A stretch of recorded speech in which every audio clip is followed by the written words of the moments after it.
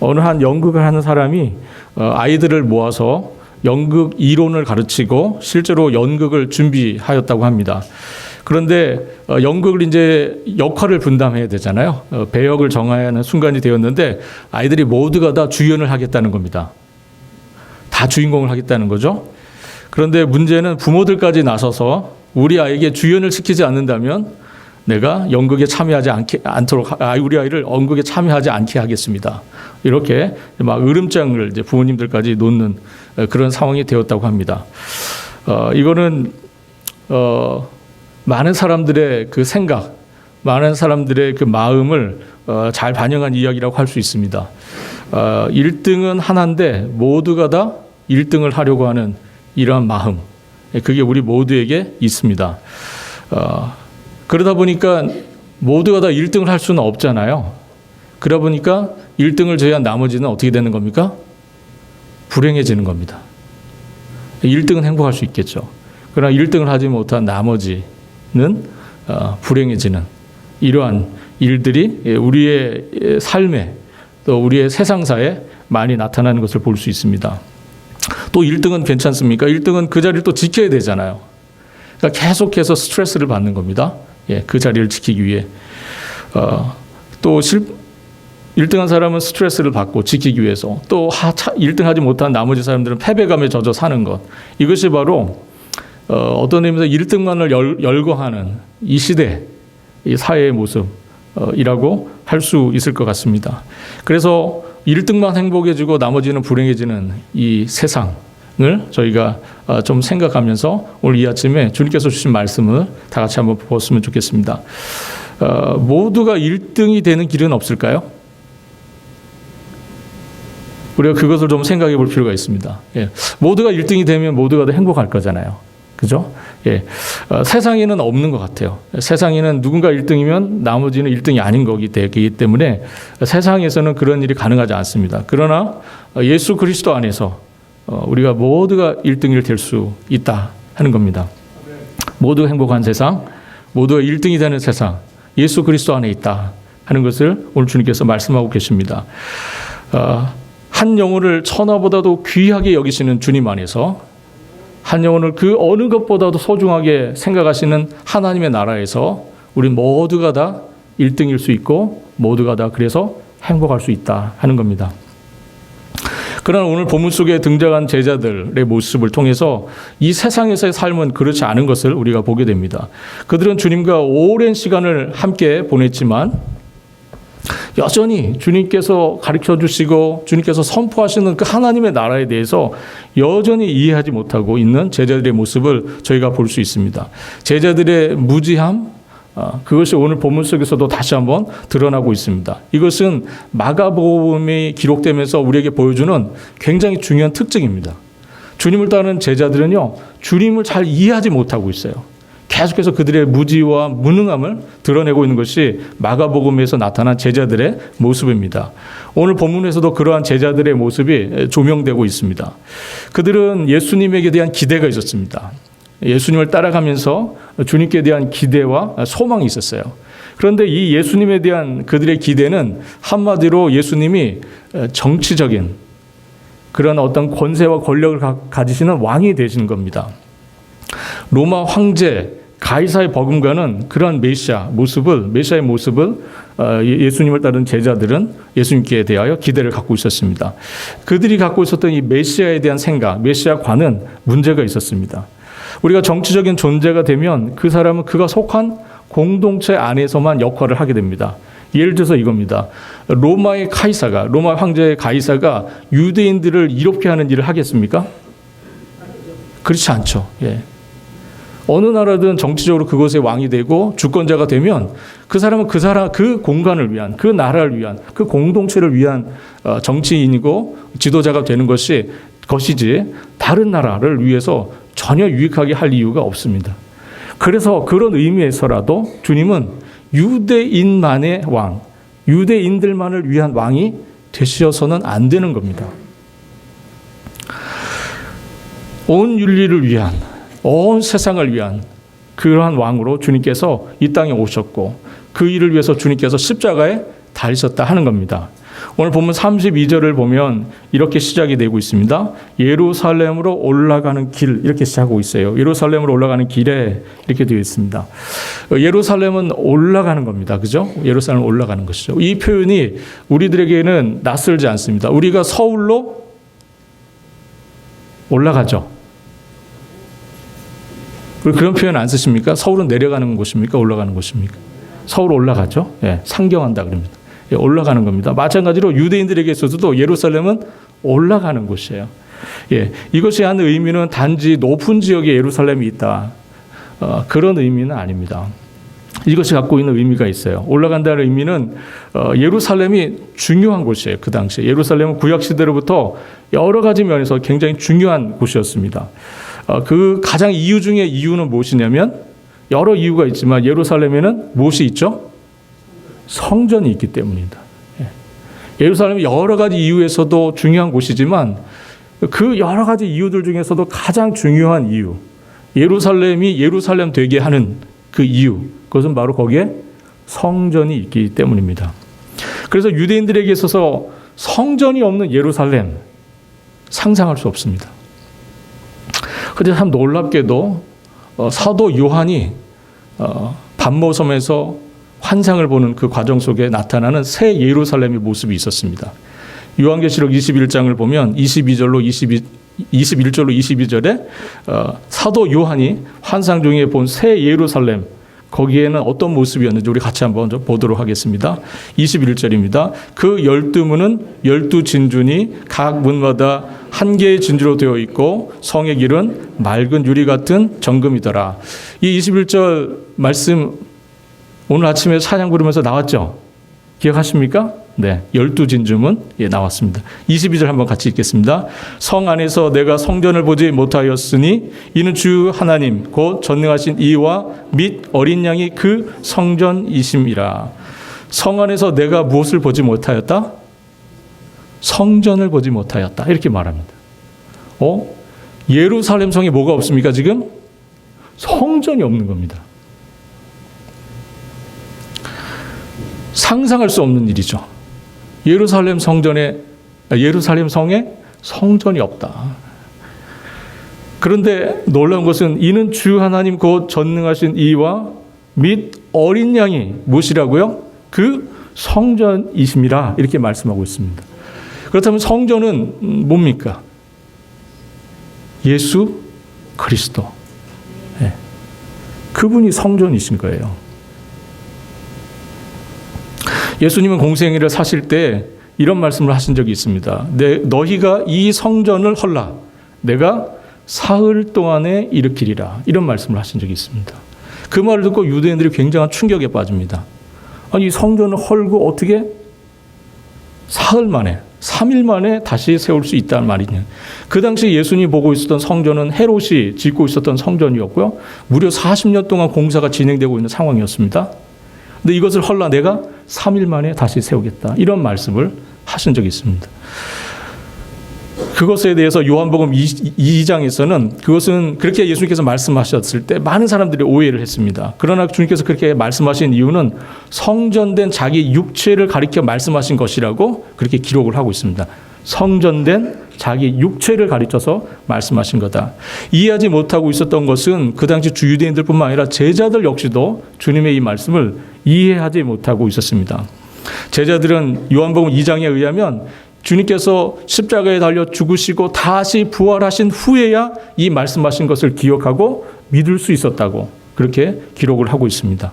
그러므로 예수님께서 예루살렘으로 올라가신다는 이 말씀의 의미, 그것은 바로 앞으로 주님께서 완전한 성전으로서 구속사역을 완성하실 것을 암시해주고 있는 그런 표현이라고 할 수 있습니다. 그런 의미에서 오늘 예루살렘으로 올라가실 때에 라는 의미를 우리가 그렇게 읽어야 한다는 겁니다. 그런데 참 놀라운 것은 여기에 놀라운 신앙적인 역설이 있습니다. 모순이 있어요. 패러독스가 있습니다. 그것은 뭐냐면 주님께서 올라가시기 위해서 내려가셔야 한다는 것 사실입니다. 주님이 이 성전이 되시고 구속사역을 완성하시는 이 일을 위해서 주님께서는 내려가셔야 한다는 그 놀라운 진리가 있다 하는 겁니다. 우리 빌립보서 2장 6절로 11절 말씀 한번 같이 읽어보도록 하겠습니다. 빌립보서 2장 6절로 11절. 우리 한 절씩 교독을 하겠습니다. 제가 먼저 6절 읽습니다. 그는 근본 하나님의 본체시나 하나님과 동등됨을 취할 것으로 여기지 아니하시고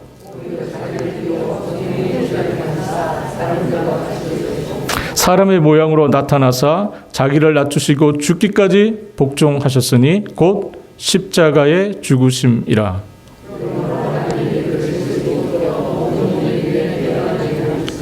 하늘에 있는 자들과 땅에 있는 자들과 땅 아래에 있는 자들로 모든 무릎을 예수의 이름에 꿇게 하시고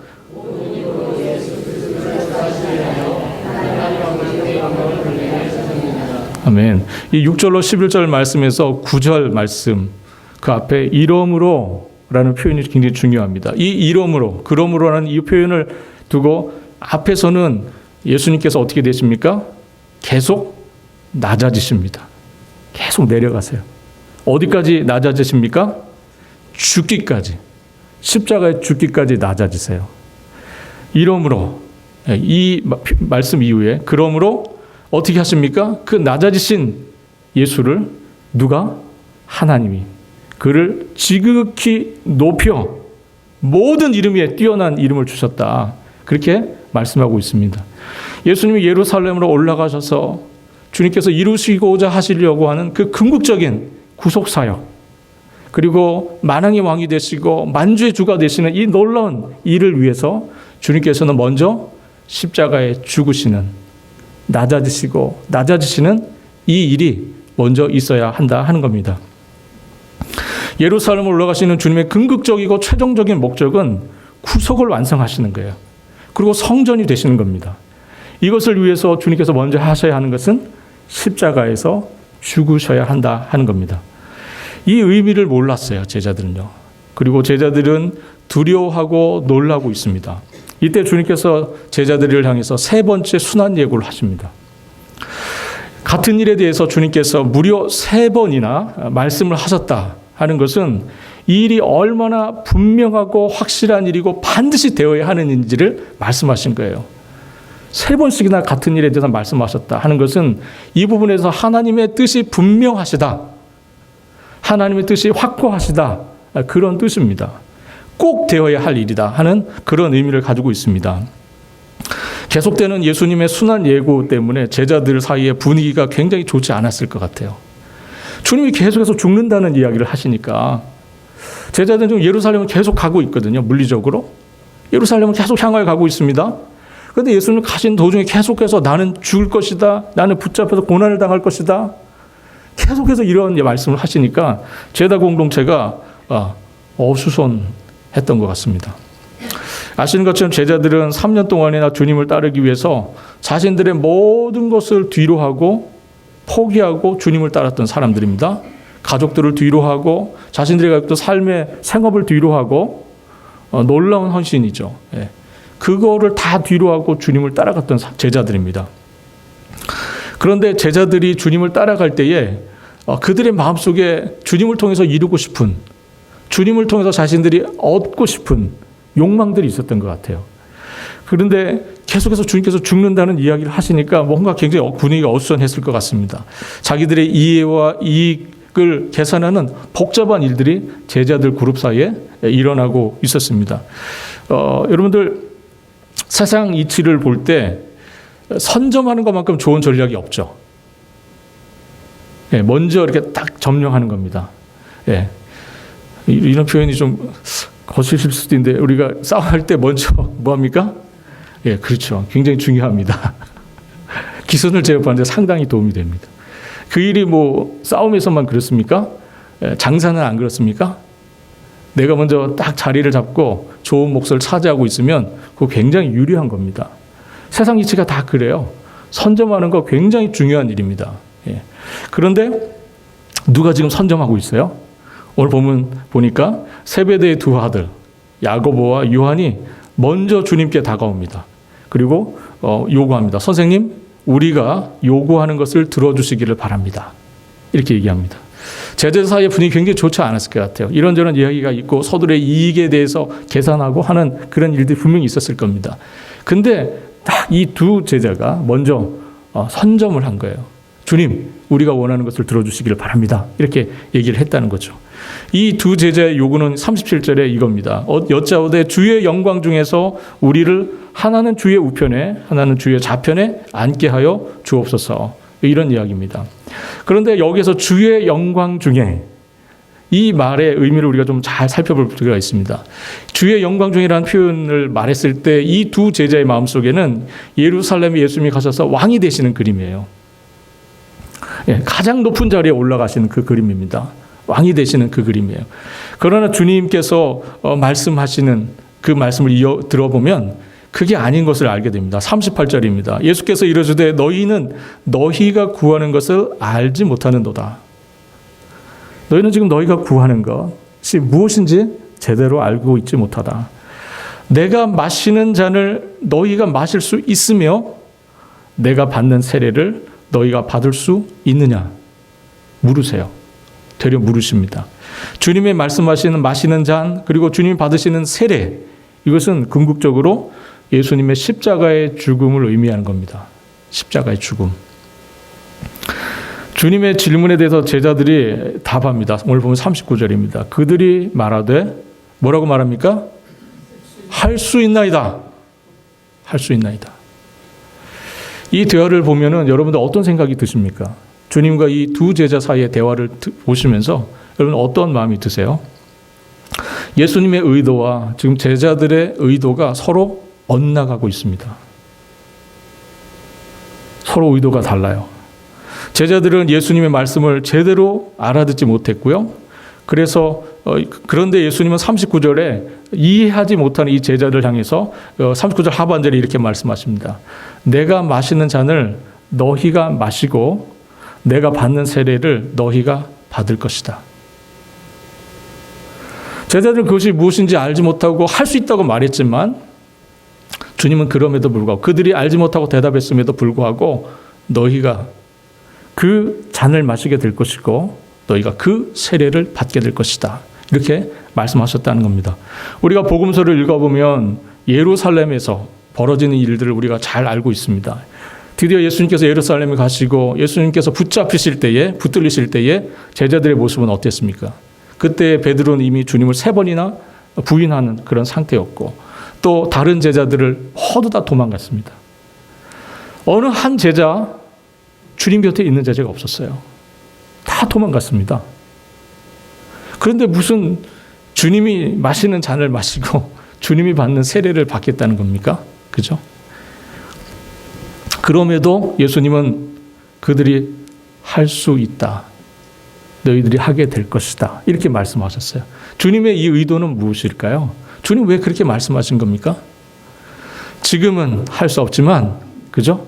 지금은 할 수 없지만 너희들이 그렇게 하게 될 것이다 하는 그 소망을 말씀하신 거다 하는 겁니다. 누가 그렇게 합니까? 제자들이 그렇게 하게 됩니까? 하나님께서 그렇게 만들어 주시겠다. 너희들이 나의 마시는 잔을 마실 수 있게 하고 너희들이 내가 받는 세례를 받도록 그렇게 하겠다. 주님의 그런 말씀이십니다. 그렇게 만드시겠다는 거죠. 여러분 우리의 구원, 여러분들이 받으신 구원은 전적으로 하나님의 은혜입니다. 네. 우리가 받은 구원은 정말 전적인 하나님의 은혜예요. 우리의 공로가 단 눈꼽만큼도 있을 수 없습니다. 전적인 하나님의 은혜입니다. 하나님이 부르시고 하나님 저희들을 중생케 하시고 거듭나게 하시고 하나님의 자녀가 되게 하시고 하늘 영광 바라보며 살아가게 하시고 우리로 하여금 거룩한 성화의 길을 걷게 하시고 마침내 영화로운 단계까지 들어가게 하신 이 모든 구원의 과정 모두가 다 하나님의 은혜의 역사입니다. 하나님이 이끌어 주시고 인도하시는 그 과정이에요. 마찬가지로 우리의 주님의 제자됨, 우리가 예수의 제자가 된 이 제자됨도 역시 마찬가지로 하나님의 전적인 은혜의 과정이다 하는 겁니다. 제자들이 참된 주님의 제자로 거듭나는 것, 참된 주님의 제자로 변화되는 것, 이거 역시 하나님의 놀라운 은혜의 과정이라는 것을 저희가 기억해야 한다는 것이죠. 수많은 실패에도 불구하고 하나님의 신실하신 사랑, 그 하나님의 신실하신 사랑 헤세드가 우리로 하여금 계속해서 변화하게 만들고 성장하게 한다 하는 겁니다. 우리가 성경을 읽다 보면 굉장히 놀라운 일이 있습니다. 그것은 뭐냐면 특별히 구약 성경을 읽다 보면 여러분들 이스라엘 역사 가운데 나타난 이스라엘 백성들의 모습은 어떻습니까? 이스라엘의 역사 가운데 나타난 이스라엘 백성들의 하나님에 대한 모습 어떻습니까? 늘 불신하고 늘 배신하고 신실하지 못합니다. 그럼에도 불구하고 하나님이 이 사람들을 포기하십니까? 이 백성들을 포기하셨습니까? 그렇지 않았습니다. 그들의 계속된 불평과 불만과 불신과 불신앙에도 불구하고 하나님은 계속해서 그 백성들을 놓치지 않으셨어요. 신실하게 계속 끌고 가십니다. 예. 바로 그겁니다. 우리가 여러 번 속는 사람들을 향해서 어떤 말을 합니까? 너는 벨도 없냐? 배알, 우리 속을 말하는 거죠. 장기를 표현한 표현이죠. 너는 벨도 없냐? 예. 너는 속도 없냐? 자꾸 속으니까. 여러분 하나님 보면 성경 읽다 보면요, 계속 속으세요. 어쩌면 그렇게 어리석어 보이시는지. 이 백성들 계속 배신하거든요. 근데 계속 그냥 믿어주세요. 신실하신 하나님의 사랑, 헤세드의 사랑입니다. Unfailing love. 영어 성경에 그렇게 번역을 했더라고요. 실패하지 않고 포기되지 않고 중단되지 않고 계속 신실하게 우리를 사랑하시는 하나님의 그 사랑, 그것이 제자들을 나중에 정말 우리가 알고 있는 사도들로, 제자들로 만들어간다 하는 겁니다. 예레미야에 가서 한번 같이 말씀 3장 22절 23절 말씀 한번 같이 읽어보겠습니다. 여호와의 인자와 긍휼이 무궁하심으로 우리가 진멸되지 아니함이니이다. 이것들이 아침마다 새로우니 주의 성실하심이 크시도소이다. 예레미야 선지자가 정말 어떤 의미에서는 고백적인, 하나님을 향한 자기 고백적인 그런 말씀을 한 겁니다. 여호와의 인자와 긍휼이 무궁하심으로 우리가 진멸되지 아니하였나이다. 이것이 아침마다 새로우니 주의 성실하심이 크십니다. 참으로 크십니다. 하는 예레미야 선지자의 하나님을 향한 어떻게 보면 고백입니다. 여러분 이 고백은 여러분들의 고백이지 않습니까? 네, 우리 모두의 고백입니다. 정말 진짜 사랑은요 지치지 않습니다. 진짜 사랑하면 지치지 않아요. 대충 어설프게 하니까 지치는 겁니다. 정말 진짜 사랑하면 지치지 않습니다. 여러분들 다 경험해 보셨잖아요. 네. 그 에너지가 어디서 나는지 모를 정도로 정말 사랑하면 지치지 않습니다. 뿐만 아니라 진짜 사랑하면 그 대상에 대해서 성실합니다. 네. 굉장히 성실해져요. 진짜 사랑하게 되면. 변화를 기다리고요. 인내하게 됩니다. 기다려줍니다. 그게 진짜 사랑의 모습이에요. 그러나 주님의 이 마음 제자들이 알지 못하고요. 그 두 제자의 얘기를 듣고 있었던 제자들이 갑자기 분노하기 시작했어요. 오늘 본문 41절입니다. 한번 같이 읽어보겠습니다. 본문 41절. 열 제자가 듣고 야고보와 요한에 대하여 화를 내거늘. 열 제자가 그 두 제자의 이야기를 옆에서 다 들은 겁니다. 예. 들었는데 듣고 이 사람들이 마음이 편치 않았죠. 분통을 터뜨렸습니다. 네. 이 모습을 보여주는 것이 있습니다. 그것은 바로 이 두 제자 못지않게 나머지 열 제자들도 모두가 다 같은 마음이었던 거예요.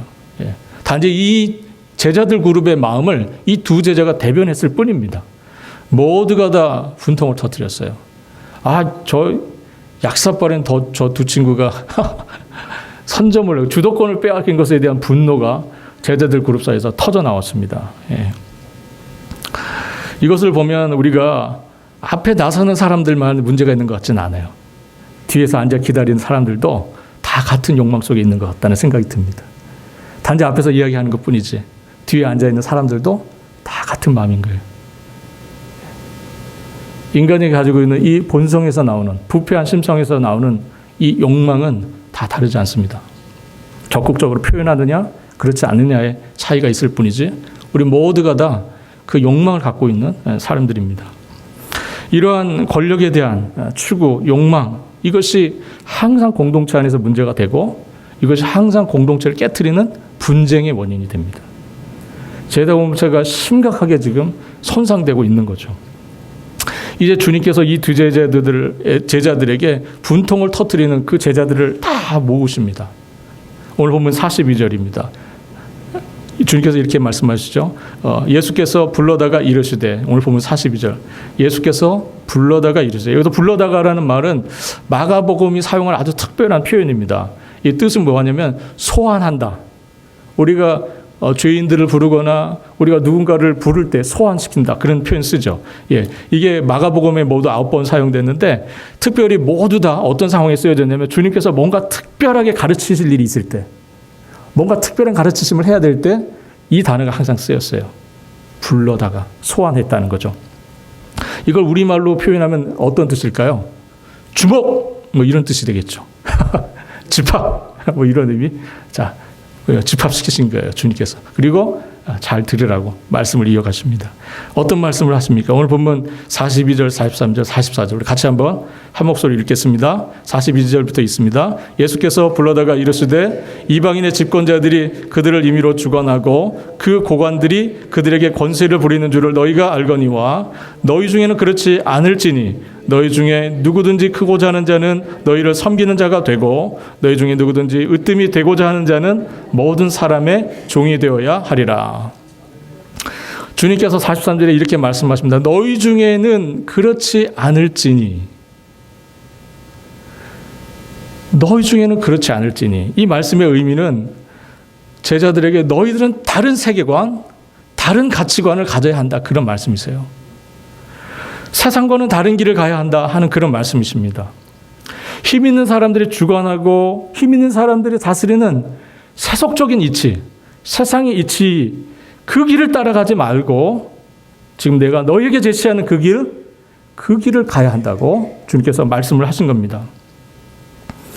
여러분, 세상의 길을, 세상 사람들이 가는 세상의 원리, 세상이 작동되는 원리는 뭡니까? 그것은 바로 힘 있고 권력 있고 조직력을 갖고 있는 사람들이 이끌어가는 거예요. 그것이 세상입니다. 당시는 로마가 지배했던 시대였습니다. 여러분, 로마는 1000년 제국을 이뤘던 나라입니다. 강력한 나라예요. 역사상 그렇게 강력한 나라가 존재한 적이 없습니다. 로마는 힘의 상징이고 권력의 상징이고 조직의 상징이었어요.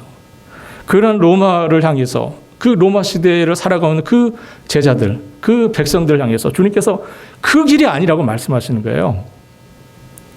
너희는 그렇게 살아서는 안 된다. 너희는 그렇지 아니하니. 그 세속의 방식을 따라서 살아서는 안 된다는 주님의 말씀이십니다. 그러면서 너희는 힘 있는 자가 되려고 하지 말고 권력 있는 자가 되려고 하지 말고 종이 되어야 한다. 이렇게 말씀하십니다. 너희는 종이 되어야 한다. 섬기는 자가 되어야 한다. 이 말씀을 하고 계십니다. 여러분, 오늘 우리 주님께서 여러분들에게 하시는 말씀이 있습니다. 아멘이십니까? 종이 되어야 한다. 섬기는 자가 되어야 한다. 오늘 주님의 여러분들 향하신 말씀이세요. 종인 척하라는 얘기가 아닙니다. 종의 신분을, 여러분의 신분이, 저와 여러분의 신분이 종이라는 거예요. 우리의 정체성이 종이라는 겁니다. 우리는 섬기는 자가 되어야 한다. 모든 사람이 종이 되어야 한다. 즉 십자가의 삶을 살아야 한다 하는 그런 주님의 말씀이십니다. 종에게는 주도권이 없죠. 종은 주도하지 않습니다. 종은 따라갑니다. 오늘 우리가 성경을 읽어보면 성경에 많은 주님의 종들이 나옵니다. 그 사람들은 신분적으로 왕이었기도 하고요, 총리였기도 합니다. 그러나 그들은 하나같이 주님의 부름받은 종들이었고요. 그들 모두는 영광스러운 천사도 헐모할 만한 하나님의 자녀들이었습니다. 그럼에도 그들은 세상에서 하나님의 종으로 다들 살아갔습니다. 모두 각자의 부르심을 따라서 각기 다른 모습으로 살았지만 궁극적으로 그들은 하나님의 종이라는 이 부르심을 놓치지 않고 살아갔다 하는 겁니다. 여러분, 종에게는 주도권이 인정되지 않는 것처럼 목적과 방법, 방식에 있어서도 그것을 본인이 정할 결정권이 없습니다. 우리 주님은 고난받는 종으로 이 땅에 오셨어요. 주님은 꼭 십자가를 지셔야 합니다. 이건 하나님이 정하신 방법이에요. 예수님 그 십자가를 지시는 일을 두시고 간절한 마음으로 기도하신 적이 있습니다. 이 잔을 내게서 지나가게 해달라고. 정말 간절히 기도했습니다. 주님, 정말 제가 나에게 마시라고 주신 이 잔 정말 피해가고 싶습니다. 그냥 지나가게 해주십시오. 간절히 구했습니다. 그러나 그럼에도 불구하고 주님께서 십자가의 죽음, 이것이 하나님 아버지의 뜻인 것을 주님 너무나 잘 알고 계셨기 때문에 그 길을 순종하여 가셨어요. 하나님께서 제시하신 방식, 하나님께서 제시한 그 길을 우리 주님께서 그냥 따라가셨다 하는 겁니다. 제가 서두에서 말씀드린 것처럼 이 시대는 정말 서로가 다 섬김을 받으려고 경쟁하는 시대입니다. 이 중에 어느 누가 하나 섬김 받기를 원하지 섬기려고 하시는 분이 계시겠습니까? 섬김 받으면 다 좋잖아요. 다 1등 되고 높은 자리에 앉고. 그게 우리의 인생이 세상에서 살아가는 삶의 모습이고 방식입니다. 모두가 남보다는 높은 자리에 올라가서 누군가의 섬김을 받기 원하지 낮은 자리에서 누군가를 섬기는 위치에 있기를 원하지 않습니다. 이 원리로 하면 앞서 말씀드린 것처럼 모두가 다 낙오자가 되는 겁니다. 이 세상의 방식으로 우리의 삶을 살아가게 되면 결국 소수만 행복을 누리고 절대 다수의 사람들은 불행을 갖게 되는 그러한 삶을 살게 되는 겁니다. 안타깝게도 이것이 단지 세속의 원리만이 아니고 이 세상 속에서 살아가는 우리 그리스도인들, 신자들의 삶에서도 이런 의식이 너무나 많다는 거예요.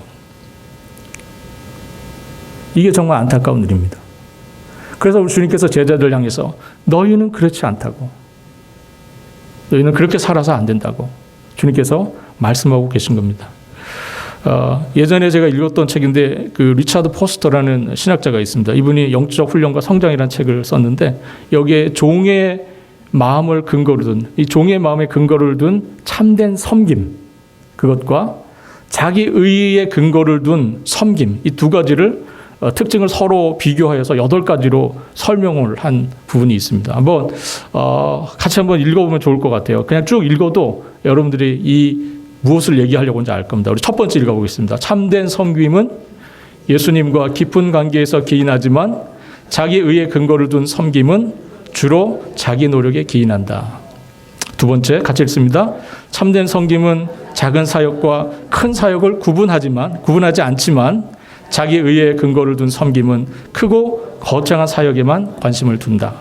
세 번째, 참된 섬김은 거룩함을 지향하지만 자기 의의 근거를 둔 섬김은 외적 보상을 추구하며 칭찬을 추구한다.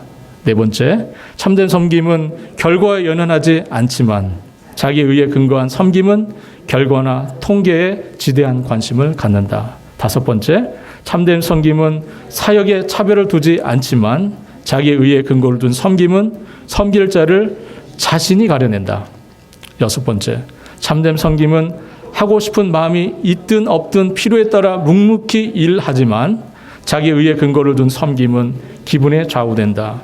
섬김이 감정을 통제하기보다는 감정이 섬김을 통제한다. 일곱 번째, 참 섬김은 늘 섬기는 태도로 살아가지만 자기 의에 근거를 둔 섬김은 일시적이고 간헐적이다. 마지막 여덟 번째, 참 섬김은 공동체를 형성하지만 자기 의에 근거를 둔 섬김은 공동체를 파괴하고 개인의 영향력을 구하는 데 치우친다.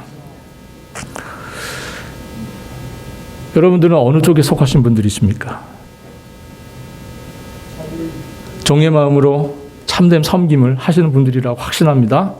모두가 그런 분들이시라고 저는 확신하고 있어요. 우리 주님께서 오늘 보면 마지막 말씀을 이어가십니다. 이 45절 말씀은 마가복음 전체의 요절입니다. 마가복음 전체를 커버하는 아주 중요한 구절이에요. 암송했으면 좋겠습니다. 여러분들이 이 말씀만큼은 꼭 머릿속에, 가슴속에 새겨두셨으면 좋겠습니다. 우리 같이 한번 45절 한 번만 읽고도 외우겠다는 마음으로 그런 마음으로 초집중해서 이 말씀 한번 같이 읽어보도록 하겠습니다. 인자가 온 것은 섬김을 받으려 함이 아니라 도리어 섬기려 하고 자기 목숨을 많은 사람의 대속물로 주려 함이니라. 아멘.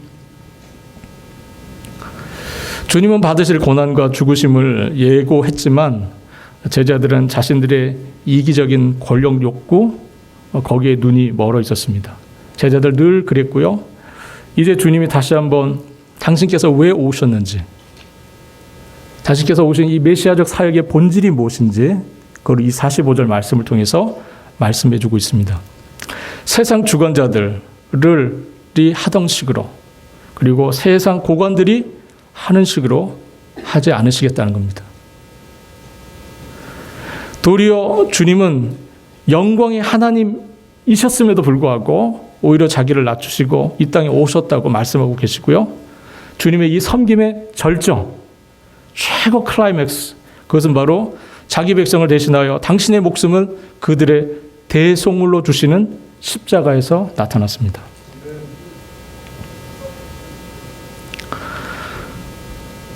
예수님은 그 근본이 하나님이시지만 우리의 구원을 위해서 낮아지신 하나님이십니다. 종이 되는 거, 섬김의 삶을 사는 것이 그분의 인생의 비전이셨어요. 꿈이셨습니다. 그렇게 살기를 원하셨어요. 여러분, 어느 누가 종이 되는 것, 어느 누가 섬기는 자가 되는 것을 인생의 목표로 삼고 사는 사람이 있겠습니까? 그러나 우리 주님은 그는 근본 하나님의 본체셨지만 여러분과 저의 구원을 위해서 대속물이 되어주셨습니다. 죽기까지 복종하시고 그 뜻을 이루어 주셨다 하는 겁니다. 사랑하는 성도 여러분, 우리 주님의 한평생의 비전은 종이 되어 섬기는 거였습니다. 그 일을 위해서 오셨다고 말씀하고 계시고 그 일의 최고의 정점에 있는 십자가에서 그분은 그분의 생을 마치셨습니다. 오늘 저와 여러분은 주님을 따라가는 예수의 제자들이십니다. 그렇죠?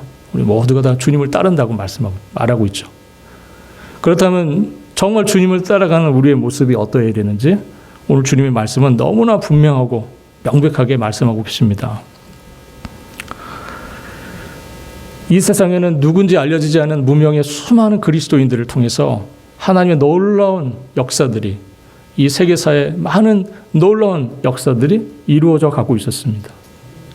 그 이름을 알 수 없는 사람들, 여러분들 서울에 가시면 합정동에 외국인 묘지, 서울 외국인 묘지라고 있습니다. 옛날 양화진이라고 하는 곳인데 거기에 보면 우리나라 초반에 선교사로 오셨던 분들의 묘가 거기에 다 있어요. 물론 전부는 아니겠죠. 예. 많은 분들의 그 20대 초반에 그 젊은 청년들이 한국의 그 이름도 알려지지 않은 그 옛날 거기에 가서 주님의 복음을 전하겠다고 왔습니다. 몇 달씩 걸려서, 몇 년을 걸려서 오는 그 시절 이야기입니다. 거기 와서 정말 태어나자마자 죽은 어린아이들도 있고요. 아기가 있어요. 이 아이는 이름 우리가 모르죠. 그 아이 이름. 무명의 수많은 주님의 종들이 죽음을 통해서 복음의 씨앗을 뿌리고 그 열매가 여러분과 저입니다. 우리 주님께서 삶의 목적을 섬기는 자로 두시고 종이 되는 비전을 자신의 삶의 목표로 세우시고 살아가셨던 것처럼 우리가 주님 나라를 위해서, 주님의 영광을 위해서 우리가 종의 비전을 가지고 종이 되는 꿈을 가지고 살아갈 수 있기를 바랍니다. 그래서 정말 주님의 나라, 영광의 그 나라에 다르기 전까지, 다다를 때까지 우리 모두가 이 종의 사명을 성실하게 감당하는 주님의 일꾼들 될 수 있기를, 주님의 자녀들 될 수 있기를 우리 주님의 이름으로 바라겠습니다. 기도하겠습니다. 하나님 아버지, 오늘 저희가 주님의 말씀을 통해서 주님께서 삶의 목적을 어디에 두고 사셨고 주님이 무엇을 위해서 이 땅에 살아가셨는지를 주님 함께 보며 또 깨닫게 해주시니 주님 감사합니다.